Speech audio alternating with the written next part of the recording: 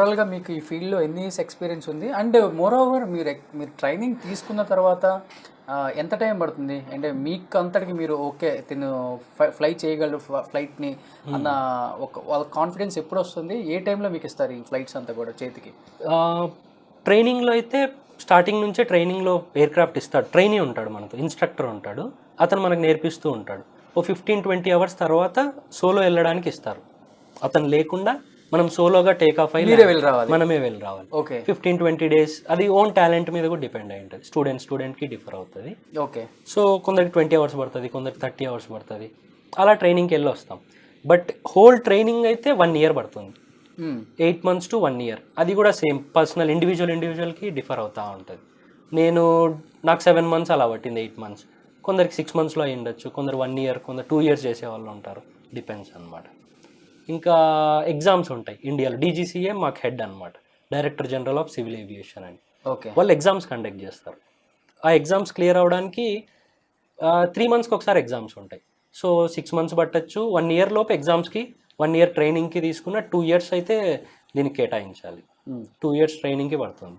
తర్వాత మళ్ళీ ఎయిర్లైన్స్లో జాబులు ట్రై చేసుకోవాలి. ఇంటర్వ్యూస్ ఉంటాయి మళ్ళీ. ఓకే. అది మళ్ళీ పెద్ద ప్రొసీజర్.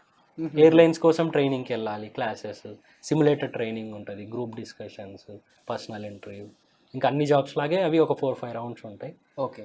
అది ఒక ఫీల్డ్ మీద డిపెండ్ అవుతుంది. మా ఏవియేషన్ ఎలా అంటే 5 years అప్ ఉంటుంది, 5 years డౌన్ ఉంటుంది అలా. ఓకే. ఇప్పుడు జెట్ ఎయిర్వేస్ షట్ డౌన్ అయింది last year. So next 2-3 years పెద్దగా జాబ్లు ఉండవు. ఈ కరోనా ఎఫెక్ట్ వలన ఇంకా ఎఫెక్ట్ అయ్యాయి. సో 2-3 years ఇప్పుడు కొత్తగా చేసే పైలట్స్కి 2-3 years సఫర్ అవ్వాల్సి ఉంటుంది. మళ్ళీ నార్మల్. ఇప్పుడు గ్రో అవుతుంది కదా ఇండియన్ మార్కెట్ బాగా ఏవియేషన్. సో మళ్ళీ బాగుంటుంది. ఫ్లైట్ ఫస్ట్ టైం మీకు సింగిల్గా ఇచ్చి ఫ్లై చేయమన్నప్పుడు యాక్చువల్లీ అది అలా గుర్తుంది. అది అలా జరిగిపోతుంది అంతే. మనం క్యాల్కులేటెడ్గా గుర్తుండదు కానీ ఎగ్జైట్మెంట్, ఇందాక చెప్పినట్టు ఎగ్జైట్మెంట్, ఒక భయం. ఆ సింగిల్గా ఉన్నప్పుడు మాత్రం ఒక భయం అనేది ఉంటుంది స్టార్టింగ్ వెళ్ళేటప్పుడు. ఒకసారి వెళ్ళి కూర్చున్నాక నెక్స్ట్ ఏమేమి చేయాలి, ఆ ప్రొసీజర్లు, టేక్ ఆఫ్, ల్యాండింగ్, రేడియో మాట్లాడుతూ ఉంటాం కంటిన్యూస్గా. ఆ ఫ్లోలో అలా అయిపోతుంది అంతే ఏ స్టూడెంట్కి అయినా కూడా. ఆ టైంలో అమ్మాయిలు కూడా ఉన్నారా మీ ట్రైనింగ్ పీరియడ్లో? ఉంటారు అమ్మాయిలు కూడా ఉన్నారు. ఇండియా నుంచి కూడా. నేను చేసిన స్కూల్లో మయామిలో చేశాను అనమాట. అక్కడ ఇండియన్స్ స్టూడెంట్స్ ఎక్కువ అనమాట. Indian students. ఓకే. మన వాళ్ళు నార్త్ వాళ్ళు ఎక్కువ, బాంబే, ఢిల్లీ నుంచి. మన చెన్నై, హైదరాబాద్ వాళ్ళు కూడా ఉండేవాళ్ళు. ఓకే. ఎప్పుడన్నా అమ్మాయి మీరిద్దరు కలిపి ఫ్లై చేయడం జరిగిందా? నేను ట్రైనింగ్ అప్పుడు అవ్వలేదు. ట్రైనింగ్ అప్పుడు క్రాస్ కంట్రీలన్నీ ఉంటాయి మాకు. అంటే ఒక 100 hours ఇద్దరు ఫ్రెండ్స్ కలిసి క్రాస్, అంటే వేరే వేరే దగ్గరున్న ఎయిర్పోర్ట్స్కి వెళ్ళి రావడం, ఎక్స్పీరియన్స్ కోసం, ఎయిర్ క్రాఫ్ట్ ఫ్లయింగ్ మీద స్కిల్స్ పెంచుకోవడానికి అది చేస్తామన్నమాట. అప్పుడు వెళ్ళేవాళ్ళం. ఇంకా నేను ఇన్స్ట్రక్టర్గా పనిచేశాను 2 years. అంటే ఇప్పుడు నేను ఎలా పైలట్ ట్రైనింగ్కి వెళ్ళానో, పైలట్ ట్రైనింగ్ చేయడానికి వస్తారు కదా వాళ్ళకి నేను ఫ్లయింగ్ నేర్పించేవాను అనమాట, ఎయిర్ క్రాఫ్ట్లో తీసుకెళ్ళి. అలా అమ్మాయి స్టూడెంట్స్ కూడా ఉండేవాళ్ళు నాకు. సో ఎక్కడన్నా మరి అమ్మాయి ప్రపోజల్ జరగటం కానీ, ఎందుకంటే ఈ ఫీల్డ్లో కామన్ IPS, IAS ఇట్లాంటి పైలట్ ట్రైనింగ్స్లో అట్రాక్ట్ అయిపోతారు, అక్కడే లైఫ్ పార్ట్నర్ని సెలెక్ట్ చేసుకొని డైరెక్ట్గా వచ్చేస్తారు ఇంటికి. అలాంటివి ఏమైనా జరిగాయా? క్రష్లు నడిచాయి, క్రష్లు ఉంటాయి, 1-2 క్రష్లు మనకి ఇష్టం ఉంటుంది. బట్ పెద్దగా అంటే మ్యారేజ్ దాకా వెళ్ళేంతగా అయితే ఏం లేవు. మరి మ్యారేజ్ దాకా వెళ్ళేదాకా అంటే దేనికి అంటే అలా కాదు, ఏదో క్రష్ ఇష్టం ఉండింది అంతే. ఓకే. రిలేషన్షిప్ చెప్పారా ఎవరికన్నా? ఒక అమ్మాయికి చెప్పాను, పైలట్కి. పైలట్. ఇప్పుడు తను ఇక్కడే నడుతుంది. తను ఇప్పుడు అంటే ఎక్కడుందో తెలియదు, బట్ ఎయిర్లైన్స్లోనే ఉంది. తగులుతుంది, ఫ్లైట్లో తగులుతుంది. మా ఎయిర్లైన్స్ కాదు, బట్ ఏదో ఫ్లైట్లో దొరికితే హాయ్ చెప్తాం, వెళ్ళిపోతాం అంతే. పాస్టే కదా, పెద్దగా పట్టించుకుంది. మళ్ళీ ఒకసారి అందరి లైఫ్లో ఉండేదే కదా. Of course. ట్రైనింగ్ పీరియడ్లో బాగా గుర్తుండిపోయే మెమరబుల్ మూమెంట్స్ ఏమైనా గుర్తున్నాయి ఎప్పుడైనా నీకు? మెమరబుల్ ఫ్రెండ్స్తో కానీ, లైక్ ఇలాంటి క్రషెస్ కానీ, ఫ్రెండ్స్తో కానీ, అండ్ లైఫ్లో చాలా విషయాలు. అంటే అది లైఫ్ గోల్ అనమాట మీకు పైలట్ అవటం అనేది. ఆ టైంలో కష్టాలు ఉంటాయి, ఇష్టం ఉంది, కష్టం ఉంది, రెండూ ఉంటాయి కదా. సో కొన్ని ఏదన్నా ఎక్స్పీరియన్స్ ఉందా మంచిదంటే? ఇందాక సోలో చెప్పాను చూడు, 15-20 hours తర్వాత సోలో పంపిస్తారు. అది ప్రతి ఒక్క పైలట్ లైఫ్లో ఒక మెమరబుల్ ఎక్స్పీరియన్స్. అంటే నువ్వు ఓన్గా, నువ్వు సింగిల్గా ఎయిర్ క్రాఫ్ట్ టేక్ ఆఫ్ అయ్యి ల్యాండ్ చేస్తావు. అది అచీవ్మెంట్ లాగా ప్రతి పైలట్ కొద్దిగా ప్రౌడ్గా ఫీల్ అవుతారు. సో అదే మోస్ట్లీ అదే మెమరబుల్ ఉంటుంది అందరికీ, నాకు కూడా అదే. ఓకే.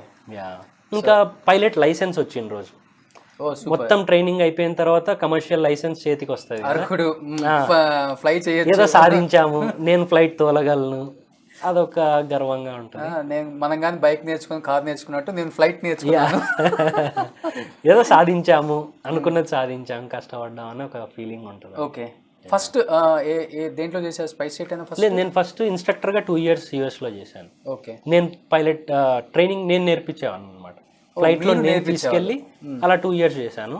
తర్వాత ఢిల్లీలో జేకే సిమెంట్, జేకే టైర్స్ కంపెనీలో 2 years చార్టర్డ్ ఫ్లైట్లో వాళ్ళ ఓన్ ఎయిర్ క్రాఫ్ట్కి ఫ్లై చేసేవాళ్ళం. అంటే వాళ్ళు పర్సనల్గా ఎక్కడికైనా వెళ్ళాలంటే తీసుకెళ్ళేవాళ్ళం అనమాట.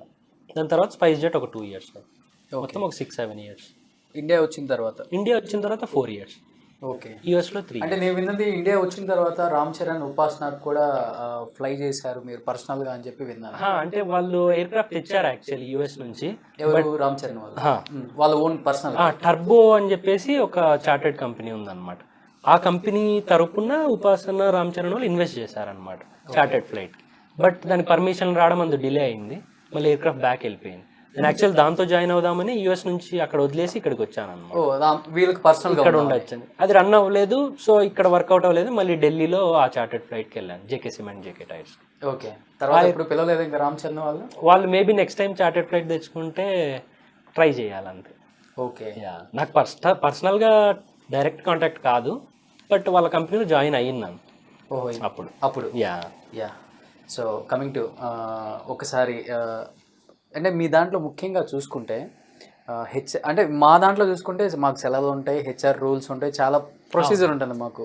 అసలుకి ఏంటి మీ పైలట్స్కి ఏమన్నా ఎలాంటి హెచ్ఆర్ రూల్స్, హాలిడేస్ ఇలాంటివి ఏమన్నా ఉంటే ఇంట్రెస్టింగ్గా తెలుసుకోవాలని చాలా మంది ఉంది. ఓకే, యా, హాలిడేస్ ఎలా అంటే ఇప్పుడు గవర్నమెంట్ ఎంప్లాయ్ కానీ సాఫ్ట్వేర్ ఏ ఫీల్డ్ అయినా సాటర్డే సండే ఆఫ్ ఉంటుంది, ఒక ఫిక్స్డ్ హాలిడేస్ ఉంటాయి. ఓకే, మాకు అలా కాదనమాట. మాకు 2 days ఆఫ్ ఉంటుంది, but any working day, any day ఉంటుంది అనమాట. అంటే ఎలా మండే ట్యూస్డే హాలిడే ఉంటుంది, లేకుంటే 3 days ఫ్లయింగ్ ఉంటుంది, 1 day ఆఫ్ ఉంటుంది, మళ్ళీ 2 days ఫ్లయింగ్ ఉంటుంది, 1 day ఆఫ్ ఉంటుంది. ఒక షెడ్యూల్ అనేది ప్రాపర్గా ఉండదు అనమాట. మాకేంటంటే 15 days షెడ్యూల్ ఎయిర్లైన్స్ ఇస్తుంది. ఓకే, ముందే ఇస్తుంది. మోస్ట్లీ ఫాలో అవుతారు, కొన్నిసార్లు ఫాలో అవ్వరు. సో చెప్పలేం లీవ్స్ ఎప్పుడు ఉంటాయి, ఎప్పుడు ఉండవు. ఈ ఫిక్స్ ఉండదు అంతే. ఒకసారి మండే లీవ్ వస్తుంది, ఒకసారి వెన్స్డే లీవ్ వస్తుంది. ఓహో, అందరిలా 1 day అయితే లీవ్ ఉంటుంది, 2 days కూడా ఉంటుంది. 2 days కూడా ఉంటుంది. మాకు మెయిన్ ఏంటంటే లీవ్స్ మేము పెద్దగా పట్టించుకోము, వాళ్ళు చూసేది ఏంటంటే హవర్స్. మాకు రూల్స్ ఎలా అంటే లాస్ట్ 7 daysలో 35 hours దాటకూడదు అనమాట, 35 ఫ్లయింగ్ అవర్స్. లాస్ట్ 30 daysలో 125 దాటకూడదు. లాస్ట్ 1 yearలో 1000 hours దాటకూడదు. ఇలా రూల్స్ ఉంటాయన్నమాట. ఇప్పుడు నేను లాస్ట్ 4 daysలో 35 hours ఫ్లై చేశాను అనుకో, నాకు 2-3 days ఆఫ్ ఇవ్వాల్సిందే వాళ్ళు. ఓకే, నేను ఫ్లై చేయాలన్నా ఎలిజిబుల్ కాదు, ఇల్లీగల్ అవుతుంది అనమాట ఫ్లై చేస్తే. ఓకే, అది డీజీసీఏ పెట్టిన రూల్స్ అనమాట. సో అలా ఎక్కువ ఫ్లై చేసేస్తే లీవ్స్ ఎక్కువ దొరుకుతాయి. ఓకే, బట్ రెస్ట్ కూడా చూసుకోవాలి. ఇప్పుడు లీవ్స్, హెచ్ఆర్ రూల్స్ కూడా వచ్చాయి కాబట్టి అసలు ఈ పైలట్స్ కి సాలరీస్ ఎలా ఉంటాయి? అంటే విమాన సంస్థలను బట్టి డిఫరెంట్ గా ఉంటాయి. ఇప్పుడు airlines differ. Mostly starting 1 lakh నుంచి 1.5 lakh తో స్టార్ట్ అవుతాయి. స్టార్టింగ్ పర్ మంత్ 1.5 నుంచి స్టార్ట్ అవుతాయి. ఇప్పుడు లెట్స్ సే స్పైస్ జెట్, అంటే నేను కంపెనీ నేమ్స్ చెప్పదలుచుకోలేదు. కొన్ని కంపెనీస్ 1.5, 2 ఇస్తాయి, కొన్ని 2.5 ఇచ్చే ఉన్నాయి స్టార్టింగే. జెట్ ఎయిర్వేస్ షట్ డౌన్ అయింది కాబట్టి చెప్తున్నా, అవి 3.5 కూడా ఇచ్చేది స్టార్టింగే. పర్ మంత్ 3.5 lakh ఇచ్చేది. సో కంపెనీకి డిఫర్ అవుతా ఉంటాయి అన్నమాట సాలరీస్. ఖర్చు కూడా అలాగే ఉంటుంది. బికాస్ పైలట్ ట్రైనింగ్ కిందాక చెప్పినట్టు 30-35 lakhs ఖర్చు అవుద్ది. మళ్ళీ జాబ్ వచ్చాక మళ్ళీ 30 lakhs. సో 70 lakhs నువ్వు పెట్టింది సంపాదించడానికి ఒక 2-3 years అక్కడే పోతుంది కదా. అవును, అంతే కదా. సాలరీ 2 lakhs వేసుకున్నా, ఇయర్లీ 12-3 36, 2 years అన్నా అందులోనే పోతుంది. నువ్వు పెట్టింది రావడానికి 2 years పడుతుంది. Okay, so salaries wise well and good, బాగుంటుంది. అండ్ కెప్టెన్ అయ్యాక ఇంకా బాగుంటుంది. ఇంకా సీనియర్ అయ్యారంటే మంత్లీ 6 lakhs 7 lakhs అప్పుడు బాగుంటుంది. కెప్టెన్ అంటే పెద్ద టోపీ పెట్టి అలా ఏం లేదు, డ్రెస్ కూడా డిఫరెంట్ గా ఉంటుంది. అలా ఇప్పుడు అందరినీ కెప్టెనే అంటారు, బేసిక్గా పైలట్స్ ని కెప్టెన్స్ అంటారు. ఈ 3 ఉన్నప్పుడు ఫస్ట్ ఆఫీసర్, ఇంకోటి వస్తే కనుక కెప్టెన్ అంటారు. కెప్టెన్స్ లో కూడా ఇంకా సీనియర్ పోయే కొద్ది లైన్ ట్రైనింగ్ కెప్టెన్ అని, లైన్ ట్రైనింగ్ ఎగ్జామినర్. అంటే మాకు ఎవ్రీ 6 months కి ఎగ్జామ్స్ ఉంటాయి, సిమ్యులేటర్ లో చెక్స్ ఉంటాయి. ఆ చెక్ చేసి అతని పోస్ట్, అతనికి ఇంకా కొద్దిగా ఎక్కువ శాలరీలు ఉంటాయి. ఎక్స్పీరియన్స్ మీద శాలరీలు పెరుగుతూ ఉంటాయి. హవర్స్ బేస్ అన్నమాట. ఓకే. ఎన్ని గంటలు ఉంటే అంత సీనియర్ అన్నట్టు. లైక్ మన ఇప్పుడు ఆర్టీసీ బస్సులో కానీ పల్లె బస్సు వాళ్ళకి హవర్స్ మరి కౌంట్ చేస్తారేమో తెలియదు. ఎక్స్ప్రెస్ బాగా తోలితే సూపర్ లగ్జరీ బాగా తోలితే ఇంద్ర, డ్రైవర్ బాగా తోలితే గరుడమే. అట్లా మీకు కూడా ఇన్ని హవర్స్ 2000 ఉంటే ఒక ఎక్స్పీరియన్స్, 5000 గంటలు ఉంటే ఇంకొకటి, 10,000 గంటలు ఉంటే ఇంకా senior. Okay. Hours flying hours మీద మా ఎక్స్పీరియన్స్ క్యాల్కులేట్